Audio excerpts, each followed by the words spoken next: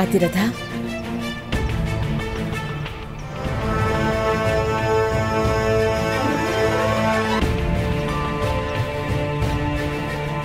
మిమ్మల్ని ఆదేశిస్తున్నాను. మీ పుత్రుడికి మాతో పాటు హస్తినాపురానికి రావడానికి అనుమతినివ్వండి.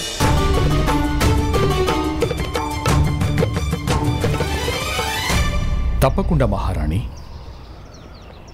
ఒకవేళ కర్ణుడు రాకుమారులకు సారథిగా ఉండడానికి సిద్ధమైతే నేను తనని అనుమతిస్తాను.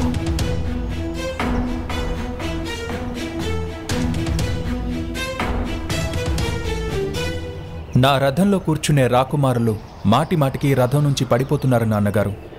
మీరు చూశారు కదా.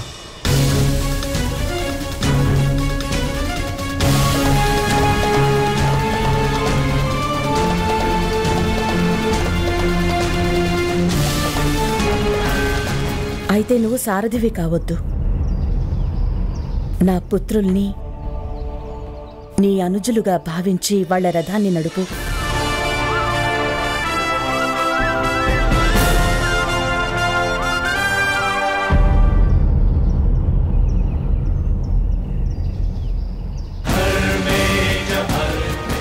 నాకు నమ్మకం ఉంది, నువ్వు నీ రథం నుంచి నీ అనుజుల్ని ఎప్పటికీ పడిపోనివ్వవు.